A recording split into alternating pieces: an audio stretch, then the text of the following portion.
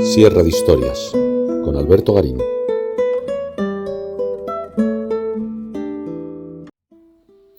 ¿Qué tienen en común los árabes, los mongoles y los vikingos?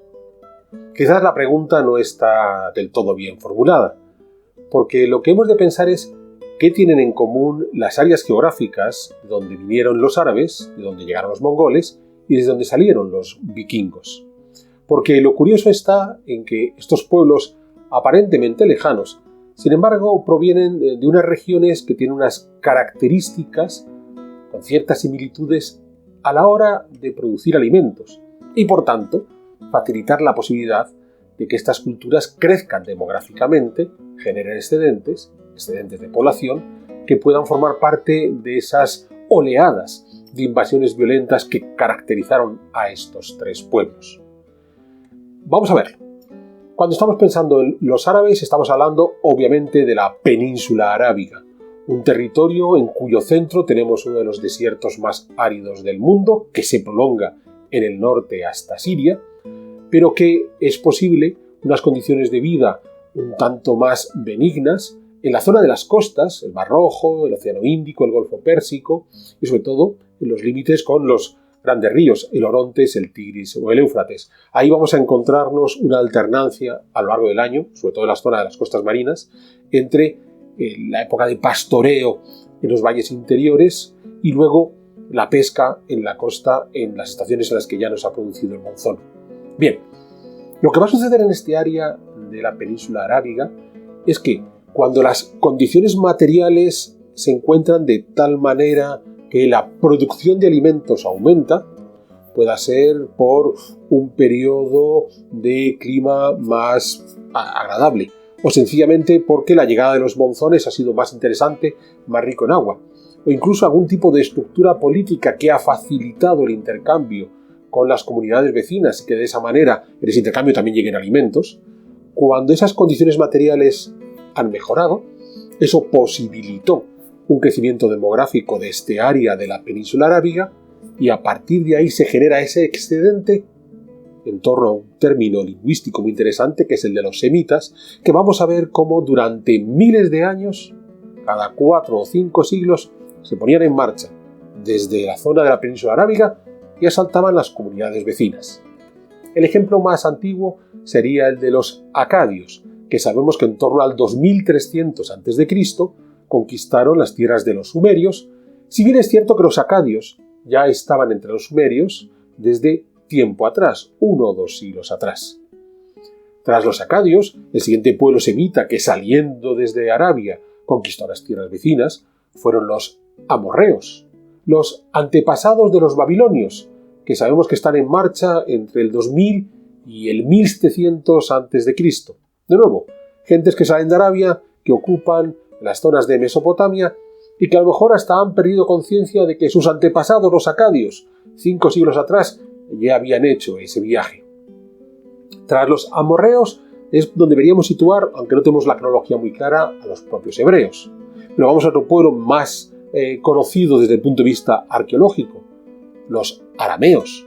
Unos arameos que sabemos que están haciendo su salida desde la península arábiga hacia 1300, 1200 a.C. y en los siguientes 3-4 siglos van a ser los que agiten el área norte del creciente fértil y por tanto vuelven a ocupar territorios que ya sus antepasados amorreos y acadios habían manejado y quizás sin recordarlo. Más tarde tendríamos a los nabateos, que empiezan a moverse por este lugar en torno a 700 a.C., pero que su apogeo será entre los siglos 1 a.C. y 1 después de Cristo, los nabateos de la ciudad de Petra, a la que por cierto ya hemos dedicado una sierra de historias. ¿Cuál sería la siguiente oleada? Pues la siguiente oleada es la más conocida, la de los árabes de Mahoma en torno al siglo VII y que van a estar agitándose y sacando poblaciones hasta bien entrado el siglo XI. Es muy curioso, porque después de ese siglo XI esos árabes van a tener un parón de esa expulsión demográfica hasta bien entrado el siglo XVIII, cuando los volvamos a ver, esta vez viajando por el Océano Índico y asentando sus puestos de comercio o de compra de esclavos, sobre todo en el África Oriental. Recordemos el famoso sultanato de Mascat y Zanzíbar, entre los actuales sultanato de Omán y la República de Tanzania. Aquí tendríamos el ejemplo, por tanto, de estas emisiones de excedentes demográficos desde la península arábiga a lo largo de casi 4.000 años. Lo llamativo, insisto, es que en muchos casos ellos no son conscientes de que han tenido predecesores que hicieron ese viaje, o si lo son, no han dejado constancia de ello. Es probable que, puestos a analizar el caso particular de cada uno de estos pueblos, acadios, amorreos, arameos, nabateos, árabes, podamos encontrar cuestiones muy específicas dependientes de cada tiempo, por lo cual hacen esa expansión. A lo mejor los acadios en su empeño por liberar a sus hermanos acadios esclavizados por los sumerios. A lo mejor los nabateos por aprovechar las rutas comerciales que llevaban el incienso y la mirra desde el Yemen. Quizás los árabes por una cuestión religiosa, vinculada a las prédicas de Mahoma. Pero en todos los casos, lo que tienen en común es la existencia de un excedente demográfico, sin el cual esa expansión violenta no sería posible. Pues esta situación la vamos a encontrar igual en la amplísima área del Asia Central que nos lleva desde el norte del Cáucaso hasta Mongolia.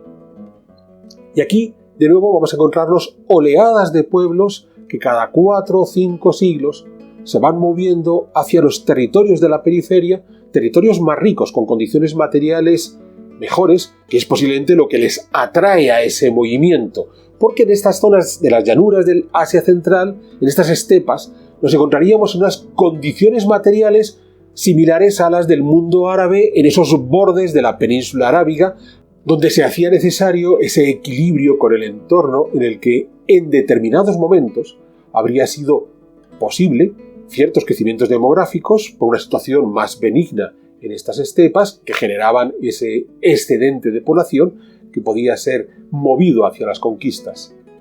Hay una cultura muy interesante en la época neolítica, la cultura de Yamna, que se extiende desde el norte del Mar Negro hacia el centro de estas estepas del Asia Central, que sabemos que por datos arqueológicos es posible que fueran lanzando estos excedentes demográficos entre el año 5000 y el año 2000 en 3 oleadas sucesivas. Pero quizás los movimientos más interesantes son los que se organizan en torno a ese concepto de indoeuropeo. En otras sierras de historias podemos debatir más en concreto toda esta cuestión del mundo indoeuropeo. Lo que sí sabemos es que hay gentes que llegan desde el Asia Central, que van a atacar las culturas del Harappa en la India en torno al 1700 a.C., y otras viniendo de nuevo desde estas lejanas estepas, que son las que van a afectar al mundo micénico y minoico, estamos hablando de Grecia, en torno al 1300-1200 a.C., cuando la llegada de los dorios. Ya digo, todo esto se ha etiquetado como movimiento de los indoeuropeos, da igual si el término es válido o no es válido, lo que sí queda claro es que hay esos movimientos de población que desde las estepas del Asia Central están avanzando hacia los territorios limítrofes. Después de estos movimientos tenemos otros vinculados a estas gentes de esas lejanas estepas. Es el caso de los hunos famosos por Atila, pero que ya en el siglo I a.C. habían atacado China y que lo vamos a encontrar 5 siglos después, para el siglo V, ya con Atila, atacando el Imperio Romano. Por tanto, en esa sucesión de periodos de estabilidad, de incapacidad de lanzar sus hordas violentas, probablemente porque carecen de ese excedente demográfico, con otros periodos en los que las condiciones materiales han mejorado y eso ha permitido que hubiera más población y se pueden poner en marcha. Las siguientes oleadas desde las estepas centrales serían las de los turcos, que ya para el siglo XI los encontramos asaltando los territorios de los califatos. O, en torno a comienzos del siglo XIII, la de los mongoles de Gengis Khan, que desde Mongolia van a llegar tanto a China como hasta Europa.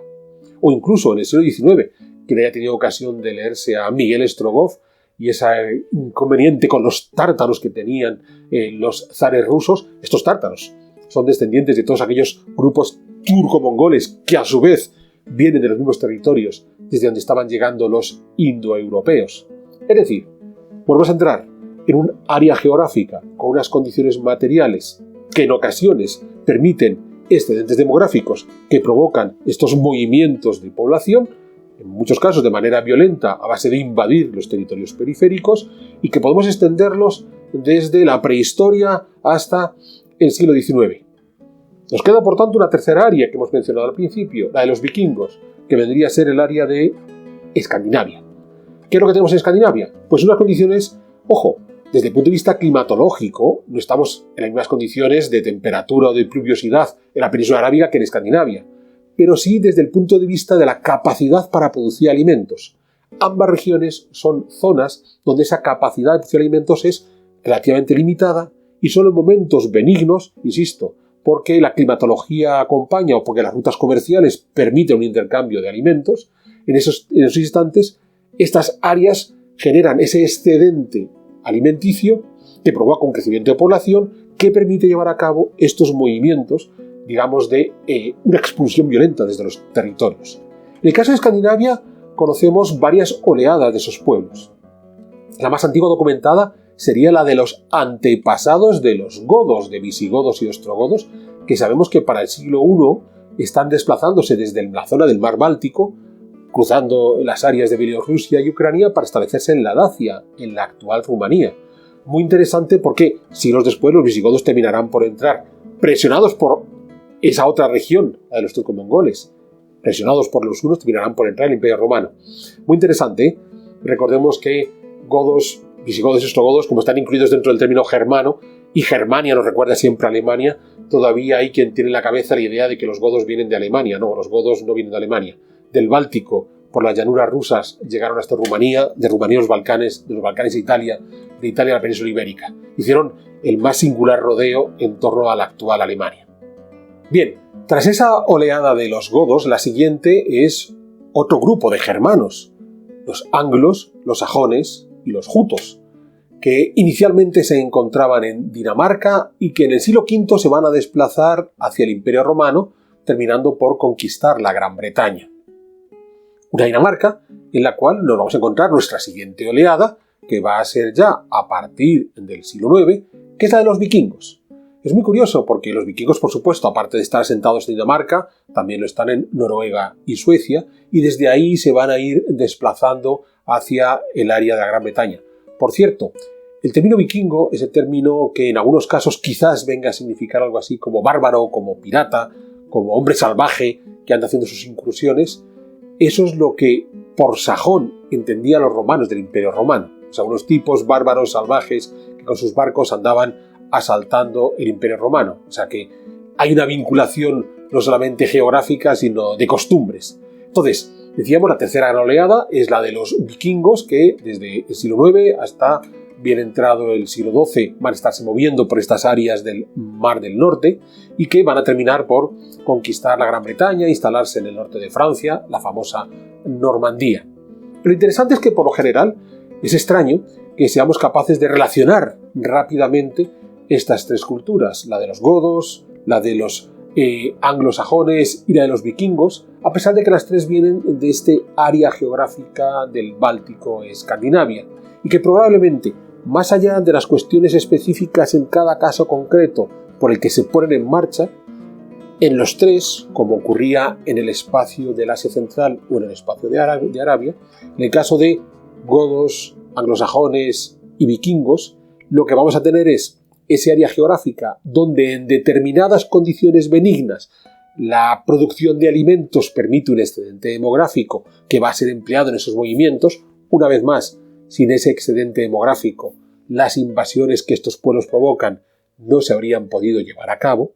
Bien, y después ya digo, cada cual tendrá sus condiciones propias de su tiempo por el cual se pusieron en marcha. O sea, ya tenemos excedente demográfico, vamos a ponernos en marcha por la razón A, B o C. Por tanto, lo que estamos viendo es que existen determinadas áreas geográficas, y estábamos analizando en esencia el viejo mundo, en las cuales, dependiendo de esas condiciones materiales, se puede o no se puede dar ese excedente demográfico, al contrario de otras regiones, el creciente fértil o el área mediterránea, los valles del Ganges o del Indo, donde digamos que esas condiciones suelen ser benignas más habitualmente y por tanto la población crece de forma más constante, o frente a otras áreas donde ese crecimiento demográfico prácticamente es inexistente. Entonces pensemos en las zonas del Ártico con los Inuit, o el corazón del Sáhara con los Tuareg, o la Amazonia, En estos lugares el equilibrio entre la existencia del hombre y el entorno está llevado realmente al límite, de modo que la posibilidad de un crecimiento demográfico notable es prácticamente inexistente. Hay que ser capaz de conservar esos equilibrios. De ahí que sí podemos tener invasiones de gentes llegadas desde Escandinavia, pero no vamos a tener invasiones de gentes llegadas desde el Ártico, porque en el Ártico no tienen esa posibilidad de una explosión demográfica vinculada a determinados momentos de condiciones materiales más benignas.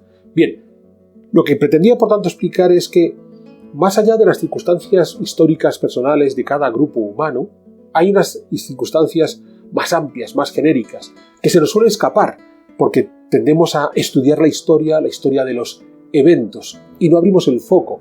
No abrimos el foco a aquello que el maestro Brodel llamaba la larga duración.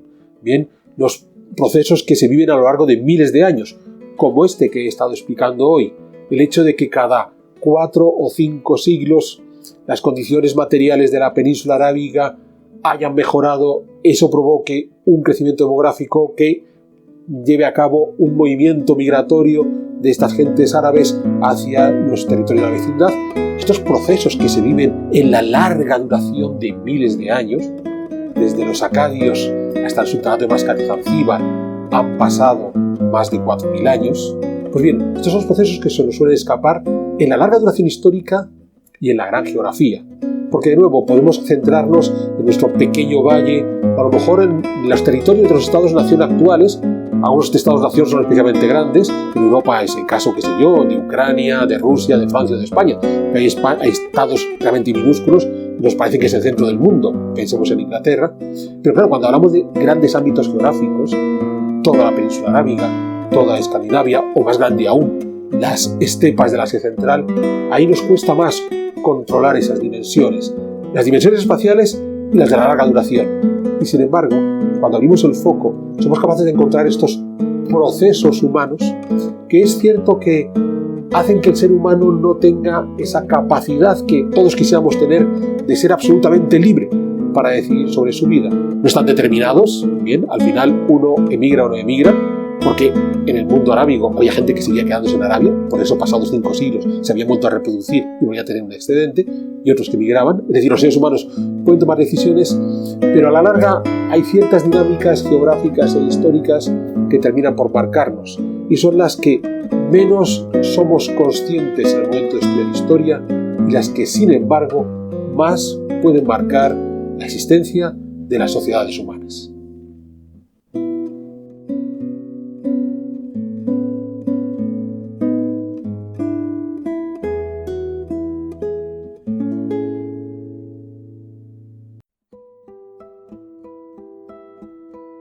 ¿Quieres incorporarte a la comunidad de Sierra de Historias?